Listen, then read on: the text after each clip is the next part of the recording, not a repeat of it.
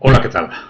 Bueno, vamos a hacer otro vídeo de preguntas y respuestas.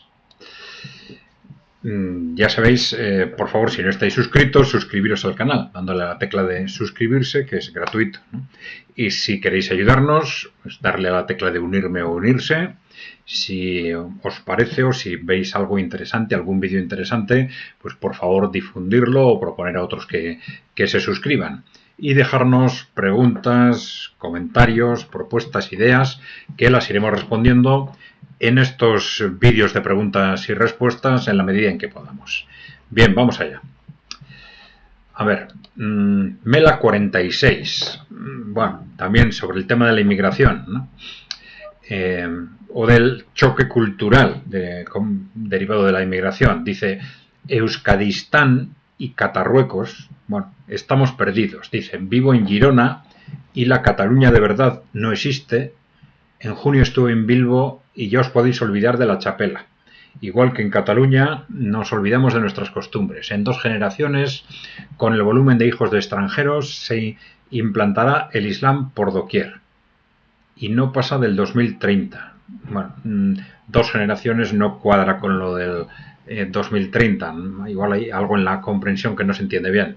Bien, bueno, vamos a ver, esta expresión obedece en un momento crítico. Estamos en un momento crítico. Estamos en ese salto probablemente de esa primera fase de la inmigración buscada fundamentalmente como un instrumento para reducir el coste de la mano de obra, a una segunda fase en la que pues, vamos a tener un enfrentamiento cultural creciente, que es, digamos, bueno, esa segunda fase en la que los poderes corporativos van a utilizar este choque cultural para intentar, a través de ello, controlar a la sociedad europea, ¿no? Y ya digo que algunos dicen, bueno, pues que gracias a eso van a tener la Europa sometida durante 3 generaciones, otros dicen que durante 100 años, ¿no? Pero bueno, estaríamos en la dinámica conceptualmente, claro, esto es cuantitativamente distinto, afecta a toda Europa, etcétera, ¿no? Pero es en principio el mismo tipo de dinámica que venía ya comentando y denunciando el movimiento obrero desde el siglo XIX, ¿no? El movimiento obrero, ya lo he dicho más de una vez, en todas sus vertientes, ¿no? El movimiento obrero socialdemócrata, el movimiento obrero católico, el anarquista y el marxista. Bien, bueno, por eso es un momento clave para que cuanto antes empecemos a hablar de este tema para poder racionalizarlo, porque el problema es que está estallando de mala manera. Claro, no son muchos años sin que se hable, sin que se pueda hablar de este tema, y esto es algo que claramente tenemos que reprocharles a los responsables políticos. También detrás de ellos está el poder corporativo que les dice lo que pueden hacer y lo que no pueden hacer, claro, y eso sigue siendo así. Pero claro, los responsables políticos evidentemente son los que tienen que defender a la gente. Y en este caso son los que nos han estado engañando directamente durante 30 años, pues defendiendo la inmigración con un pretexto con otro, incluso atreviéndose con la cara dura de decir que es una cuestión de solidaridad, etcétera. Pero bueno, desde luego, si hay algo que no es la inmigración, es un tema de solidaridad. Bien, de cualquier forma, lo importante ahora es ser conscientes de cuáles son las razones, cuáles son los objetivos, aunque sea en términos generales, y quiénes son los responsables, evidentemente. Que desde luego los responsables, ya lo hemos dicho más de una vez, no son los migrantes. Y alguien dirá, no, es que si hay un delito, bueno, evidentemente, pues si hay un delito, pues el que lo ha cometido será responsable de ese delito. A ver, Pablo Beunza nos dice, PNV igual a subordinación anglófila. Bueno, esto puede ser un poco reduccionista, ¿no? Vamos a ver. En realidad, bueno, el PNV sí ha tenido relaciones históricas muy claras, primero con Inglaterra, luego con Estados Unidos, pero no solo el PNV, ¿no? No solo el PNV. Sino otros movimientos vascos en distintos ámbitos y en distintas tendencias y en el conjunto de España han tenido relaciones, pues bueno, anglófilas, dices, te refieres a relaciones con los países anglosajones, que ahora la dependencia con respecto a los países anglosajones es de prácticamente todos los partidos de cierto significado. Ya hemos dicho más de una vez que, por ejemplo, que un elemento de referencia muy curioso dentro de ese concepto del partido único es cómo en el ámbito exterior todos tienen el mismo referente. Desde Bildu, Podemos, al Partido Popular, su referente es el Partido Demócrata de Estados Unidos. Entonces, bueno, pues esto ya yo creo que nos dice bastante sobre ese tema de esa subordinación anglófila, dices tú. Bueno. Bien, David Buchman. Recomiendo al que me lo permita que visione un vídeo del filósofo italiano Diego Fusaro, en el que destripa el capitalismo realmente existente, donde la división internacional del trabajo nos ha convertido en homo migrantis. Bueno, habla del ejército industrial de reserva y del disfrute de la alta dialéctica materialista. Bueno, vale, pues el que quiera que lo consulte. Pero bueno, lo del ejército industrial de reserva es una evidencia. Es decir, la reducción del coste de la mano de obra no se genera solo por los contratos que se hacen en condiciones inferiores a las que se harían digamos, con obreros o trabajadores del país de destino, ¿no? Sino también por los que no están trabajando, pero tienen o pueden tener aspiraciones a trabajar. Porque estos también, en la medida en que están dispuestos a trabajar por menos retribución, esto también empuja las retribuciones del trabajo en general hacia abajo. Entonces, el ejército industrial de reserva es esto, es decir, no son los que están trabajando, sino los que están fuera sin trabajar, pero con aspiraciones a trabajar. Bien. Carmusca nos dice, muy interesante, subrayo esa separación, inmigración, solidaridad y esa asociación causal, inmigración, explotación y manipulación social. Sí, es que no hay que ser un premio Nobel para darse cuenta de que la inmigración se fomenta, o los trabajadores inmigrantes se les contrata para explotarlos, es decir, porque cobran menos. Es que es evidente, ¿no? Y el concepto de explotación no es ese concepto de esclavitud que se suele utilizar, por ejemplo, en los informes europeos sobre trabajadores indocumentados que están en situaciones de esclavitud o semiesclavitud, ¿no? Sino el concepto de explotación es otra cosa, es que artificialmente les estoy pagando menos de lo que pagaría en el mercado de nuestro país, porque, claro, he traído una serie de trabajadores dispuestos a trabajar por mucho menos. Y entonces a esos les estoy explotando, eso es explotación, ¿no? Entonces, es que es algo tan evidente, yo no sé cómo... no sé, bueno, sí hay grupos políticos que evidentemente tienen dentro de su composición un peso muy importante de empresarios que no pueden decir estas cosas, ¿no? O incluso grupos también políticos que dicen que están en contra de la inmigración y entonces critican la inmigración, critican sobre todo de forma muy activa pues la inmigración ilegal, etcétera, pero claro, no pueden hacer referencia a esto pues porque dentro de ellos y muchos en la dirección son empresarios que están ganando muchísimo dinero contratando trabajadores extranjeros, ¿no? Bien. Pero claro, esto es algo, yo diría, evidente, ¿no? Es que realmente es sorprendente cuando los grupos políticos hacen análisis de este tema obviando lo que es el 90% del reto, ¿no? A ver, Tovarichi. Interesante la asociación que has expuesto entre la burguesía vasca e Inglaterra para la creación del nacionalismo vasco a principios del siglo XX. Bueno, no es exactamente así, ¿eh? No es para la creación del nacionalismo vasco, yo diría para la manipulación de un nacionalismo vasco que ya se había creado, ¿eh? Para la manipulación, el control, etc. Quisiera preguntar la postura de Kai Center ante el reciente hecho del Estado español al impedir que una empresa húngara se haga con el control del talgo mediante una OPA. Bueno, es llamativo porque no tuvieron problemas en dejar que Arabia Saudí entre en Telefónica o la estadounidense Blackstone en BlackRock, etc. Bien. Es evidente que el gobierno progresista actual es atlantista total. ¿Crees que tras la empresa húngara hay mano rusa. No tengo datos concretos, pero bueno, puede ser mano rusa o mano china. Es decir, Hungría tiene muy buenas relaciones con China y con los países emergentes en general. Entonces, no, pero no conozco el caso concreto, ¿eh? No puedo decir mucho más.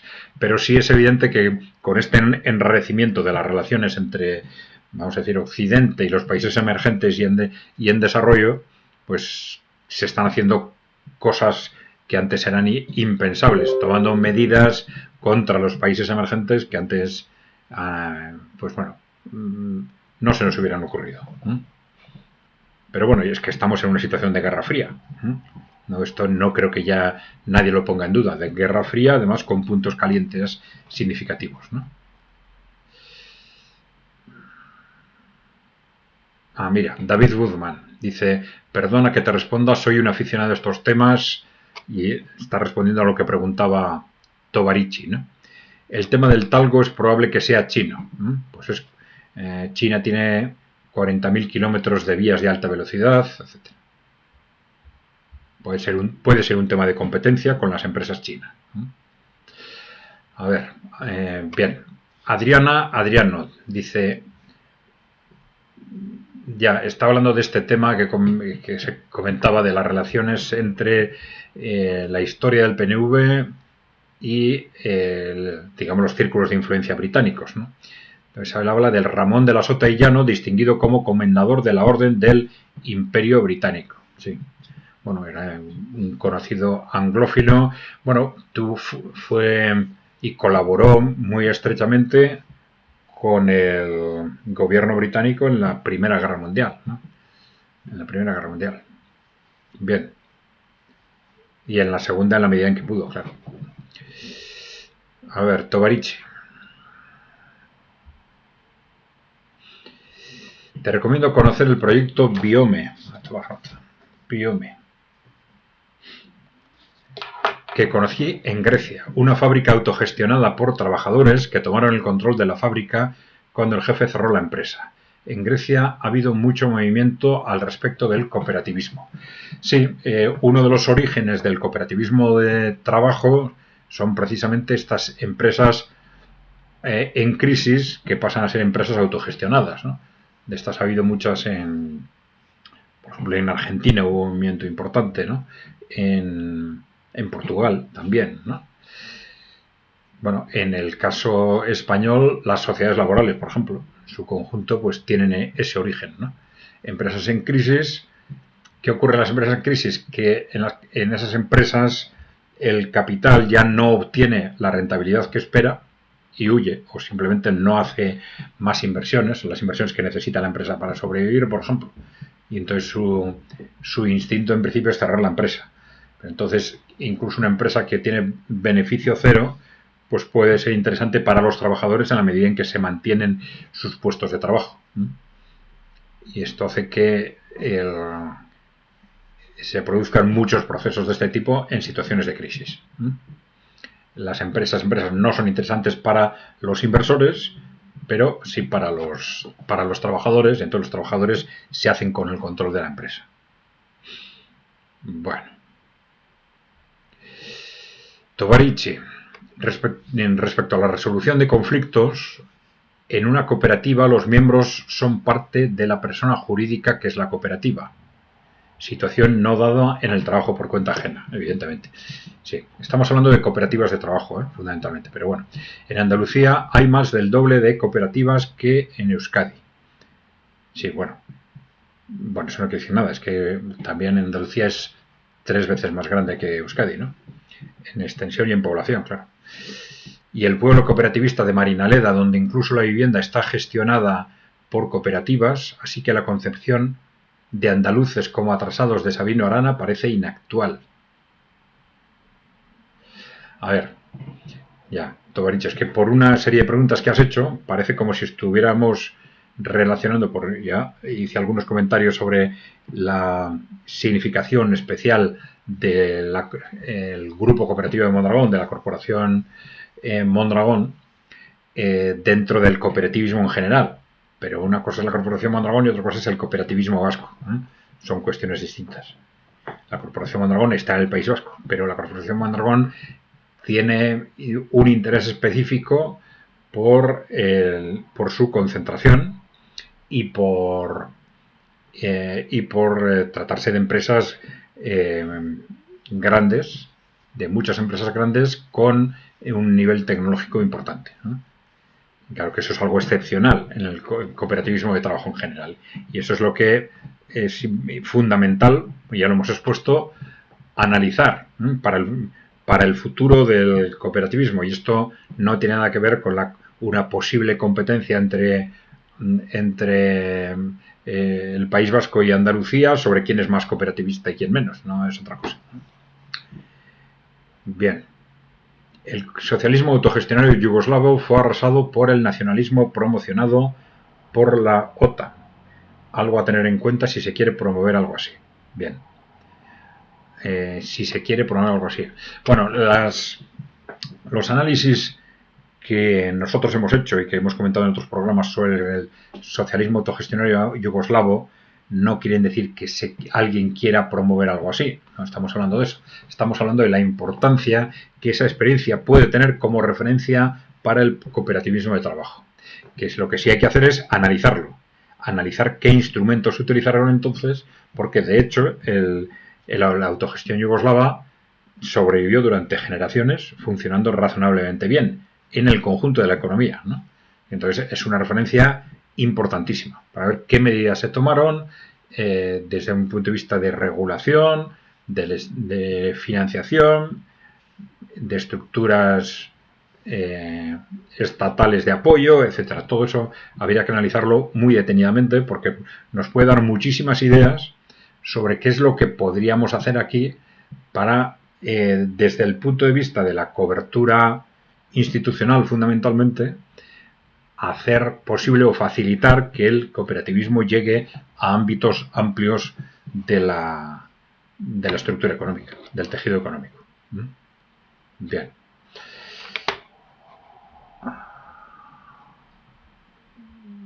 A ver, Mario Arturo Martínez Nieva.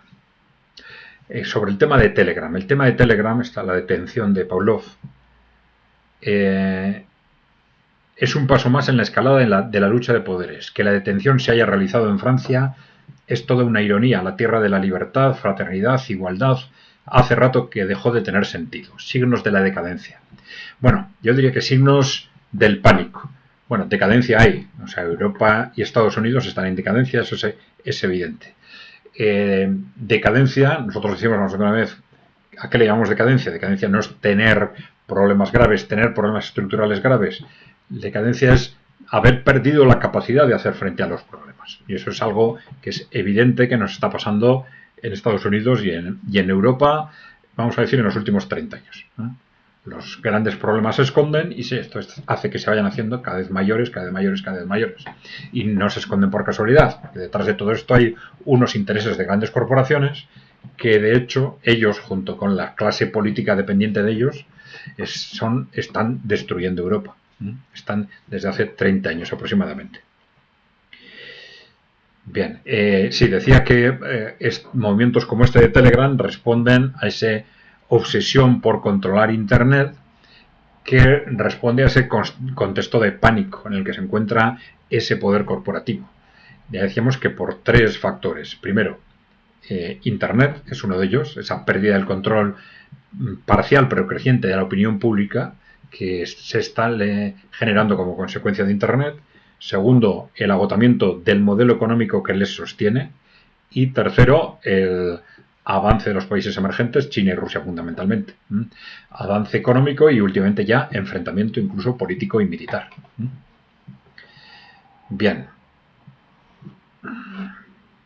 Pablo Beunza. Un mundo multipolar traerá tranquilidad y prosperidad para todos, especialmente a los países emergentes. Observaremos desde la barrera si esa multipolaridad no deriva hacia otro hegemonum chino-ruso. Una reunificación sociocultural hispanoamericana traería connotaciones importantísimas de cara a sostener a China y Rusia. La hispanidad tendría peso específico propio, no es de descartar. Bueno, hay elementos interesantes en todo esto, ¿no? Vamos a ver. Eh, el tema de China y de Rusia, bueno, la verdad es que hasta ahora están actuando de forma radicalmente distinta con otros países, con otros países emergentes, incluso con países en desarrollo, ¿vale? Están actuando de forma radicalmente distinta a cómo ha actuado y está actuando hasta ahora Europa y Estados Unidos en ese régimen neocolonial, ¿no? Están actuando impulsando la economía, impulsando el desarrollo, impulsando activamente la inversión, ¿no? Y con estas estrategias de win-win en la que los dos países ganen, ¿no? Mientras que Estados Unidos y Europa lo que han hecho es sistemáticamente, digamos, comprar, chantajear, amenazar gobiernos para robar en el país, ¿eh?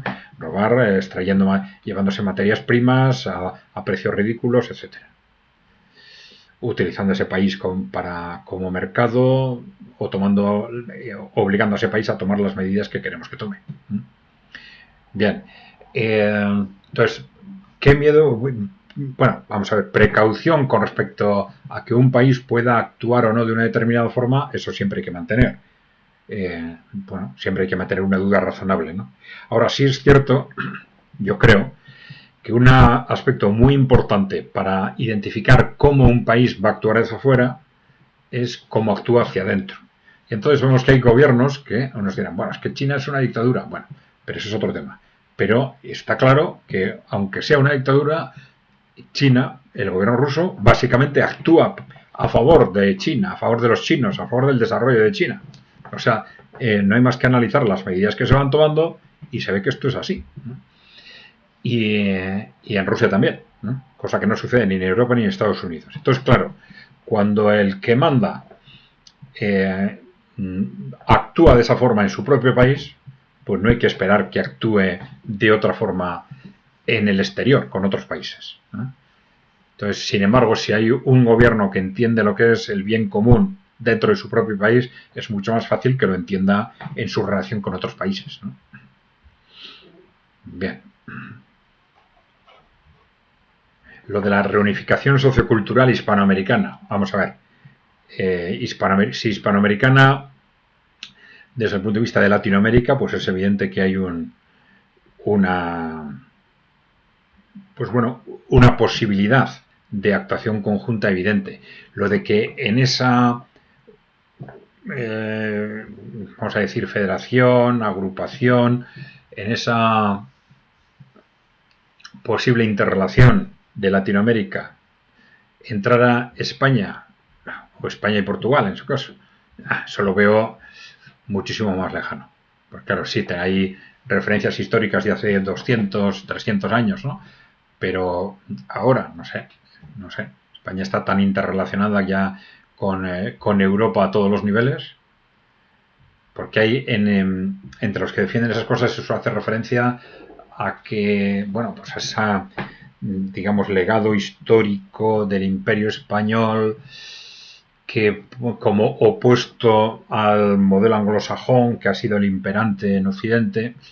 Sí, pero ahora esto no es la situación actual. En la situación actual, las élites españolas, como las francesas, como las alemanas, están interrelacionadas con las anglosajonas, tienen los mismos intereses. Hablo de las élites corporativas, ¿no? Bueno, no lo sé. Me cuesta ver ese horizonte. Adriano. Esto ya lo he comentado. Ramón de la Sota y Llano. Y esto ya está comentado. Vamos a ver. Pablo Beunza. Esto es sobre el tema de Cataluña, ¿no? Ya. Sí, dijimos que en principio se hablaba de el sentido económico o el impacto económico de una hipotética independencia de Cataluña. Nosotros dijimos que si se mantiene el mercado, en este caso la pertenencia a la Unión Europea, una región rica que se separa de un Estado normalmente siempre va a ganar. Si no es de forma inmediata por los costes del proceso, pues posteriormente. Pero que eso en sí mismo, lógicamente, no es justificación para un proceso de independencia, ¿no? Porque si no, todas las regiones más ricas estarían constantemente separando del resto, ¿no? Tiene que haber unas bases culturales, históricas, que justifiquen o hagan necesario pues un proceso de ese tipo, ¿no? Bien, pero Pablo Beunza nos dice, pero el Estado también dejará de aportar a esas regiones que se secesionen. Sí, claro, el tema con las regiones ricas es que normalmente el Estado siempre aporta menos de lo que aportan esas regiones, ¿no?, al conjunto. Entonces, cuando hablamos de lo que se gana, estamos hablando de la diferencia entre los dos conceptos, ¿no? Bueno, luego Pablo Beunza dice, el problema es un estado de las autonomías, la redacción es un poco confusa, ¿no? Esto lo has escrito rápidamente, parece. El modelo catalán no se justifica, nunca fue nada, perteneció a la Corona de Aragón, no hay una verdadera identidad a mi juicio. Sentimiento o razón, bueno. Claro, no sé, estás apelando a razones históricas. Es evidente que los catalanes piensan que son catalanes y se sienten parte de una comunidad, ¿no? Una cosa es que sean independentistas o no, pero yo creo que ese sentimiento en este momento es evidente, ¿no? Bien. A ver, Juan Romeu Sendroso. Entre más gatos, más ratones, entre más abogados, más pleitos. Podemos ampliarlo a cuantos más políticos, más ineficaces. Mejor suprimir la Unión Europea. Bueno, yo ahí no diría como razón simplemente el que sean cargos políticos, porque ya hemos dicho que Europa tiene primero unas bases históricas comunes y unas problemáticas comunes, algunas problemáticas comunes, y también sus miembros son lo suficientemente pequeños en el ámbito mundial como para que justifique determinadas estructuras comunes. Entonces, se le llame Unión Europea o se le llame de otra forma, pero unas estructuras comunes para Europa sí hacen falta, con independencia de que sea la Europa occidental actual o sea esa Europa de Lisboa, Vladivostok, de la que se hablaba a principios de siglo. Eso es otra cosa, ¿no? Entonces, yo no sería tan escéptico con respecto a los políticos, ¿no? Esto es algo que está muy de moda y que los medios de comunicación nos facilitan el camino para ir por esa vía, pero yo creo que el problema no está en sí mismo en que haya muchos políticos, en el gasto de los políticos, etcétera. Está en si esos políticos trabajan o no para la gente. Esta es la cuestión clave. Porque a partir de ahí, si no trabajan para la gente, pues ningún gasto se justifica, evidentemente. Pablo Beunza vuelve con este tema de la comunidad hispanoamericana, etcétera. Dice, no, España no sería el centro. Está comentando, parece algo que dijimos al respecto, ¿no? Se habla de Brasil o México como naciones iberófonas más pobladas. Está contestando a otro comentario. Dice, ese señor debe ser negro legendario. Negro legendario es la expresión que utilizan los partidarios de esta comunidad hispanoamericana proyectada cara al futuro para hacer referencia a los que creen en la leyenda negra. Esa leyenda negra sobre el Imperio Español, ¿no? Dice, España no tuvo colonias y no fue neocolonialismo español, es falso. Bueno, no sé si merece la pena darle más vueltas al tema, ¿no? Yo ya he filtrado que tengo mis dudas de que independientemente de que este tema de la leyenda negra pudiese estar exagerado, también todos los países intentan denigrar a sus competidores, ¿no? Entonces puede ser que estuviese exagerado, pero otra cosa es, esto tiene un interés histórico, pero tengo mis dudas de que tenga un interés cara al futuro, ¿no? Tengo mis dudas. Sobre todo un interés en el sentido de ser la base para la constitución de una comunidad, vamos a decir, política iberoamericana, ¿no?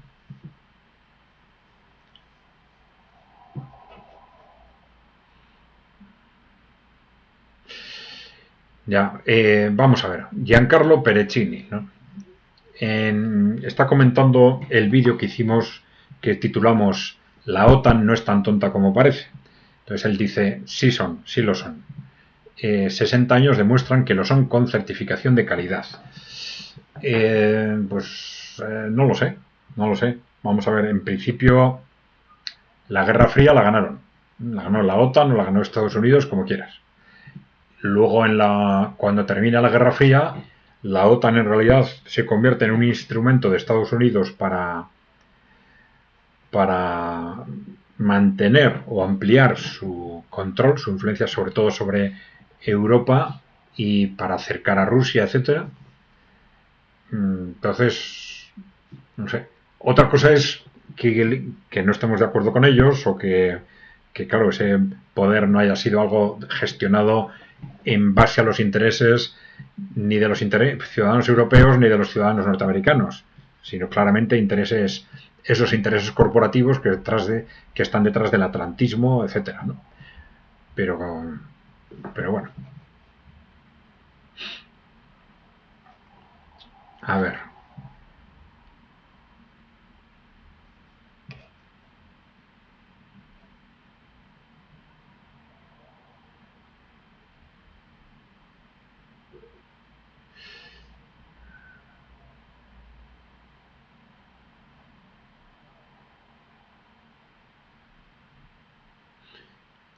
Vamos a ver. Mario FGP nos dice: interesante análisis, fui autónomo y también asalariado. Sí, pero no logro identificar a qué se refiere. Bueno.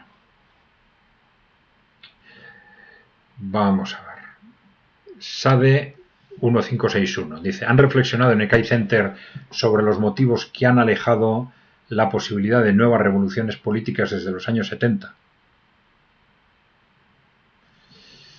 A pesar de que hemos vivido crisis profundas como la del petróleo o la del 2008, se observa una tendencia inequívoca hacia las reformas y no hacia cambios bruscos. Los BRICS son un ejemplo. Sí, creo que ya hablamos de este tema. ¿Sí? La posibilidad de otra gran guerra en Europa o en el Pacífico no entrañaría nuevos riesgos políticos no calculados por las élites occidentales de iniciar nuevos ciclos pro-revolucionarios. Bueno, vamos a ver. Yo creo que tu reflexión encaja en lo que veníamos pensando hasta hace 10 años aproximadamente, hasta que ha surgido este tema de los países emergentes y este choque geopolítico, ¿no? Bueno, porque efectivamente se han vivido crisis profundas, pero a la vez una manipulación creciente de la opinión pública, una desaparición de las opciones políticas alternativas, una concentración de lo que se llamaba izquierda, derecha o centro dentro de ese partido único. Desaparecen, de hecho, la izquierda, la derecha y el centro, se mantienen las palabras, pero desaparecen a niveles de partidos políticos de cierta significación. Y entonces, en ese contexto, bueno, pues había un control fundamental. Pero ya hemos dicho, un control fundamental de la opinión pública y de los ciudadanos occidentales. Ya hemos dicho que, a pesar de todo, sobre todo a principios de siglo, el poder corporativo, que es el que controla Europa y Estados Unidos, estaba fundamentalmente preocupado y ha estado crecientemente alarmado por tres amenazas a su poder. Primero, Internet. Segundo, el agotamiento del modelo económico neoliberal. Y tercero, la amenaza o el choque con los países emergentes. El creciente peso de los países emergentes. Bueno, pero es que claro, en estos 10 años esto se ha disparado. Entonces vemos que hay una inestabilidad creciente en Occidente. Es una inestabilidad que en buena parte procede de Internet y por tanto no muy organizada. Hay muchísimos ciudadanos, depende de los países, se habla de un 10, un 20, un 30%, que han dejado de creer en el sistema, saben que les están engañando, saben que se les engaña sistemáticamente, saben que los grupos políticos de cierto peso pues en realidad no son diferentes, son matices dentro de ese partido político único, pero otra cosa es construir alternativas. Entonces ahí hay un proceso de organización que requiere un tiempo, ¿no? Bien, pero claro, el cambio político radical está viniendo por el choque con los países emergentes. Y entonces ya iniciar nuevos ciclos pro-revolucionarios. Bueno, de que la posibilidad de que se produzcan cambios drásticos en el mundo viene por todos esos elementos, pero en buena parte empujada por los países emergentes. No tiene por qué ser algo que surja directamente en cada país a través de un alzamiento, una revolución. No. Los cambios políticos radicales probablemente van a venir dentro de muy corto plazo, en buena parte por este crecimiento de los países emergentes, por la victoria rusa en Ucrania, por ejemplo. Esto va a ser muy importante porque esto también va a disparar la influencia política e ideológica de Rusia en Europa. Bien. Bueno, ya llevamos más de media hora, 35 minutos creo.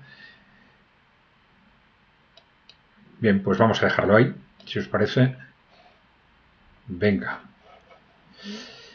Bueno, ya sabéis, por favor, si no estáis suscritos, suscribiros al canal, que es gratuito. Si queréis ayudarnos, darle a la tecla de unirme o unirse.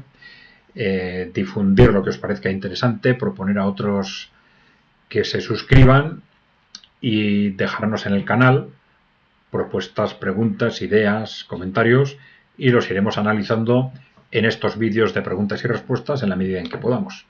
¿De acuerdo? Vale, pues gracias por seguirnos.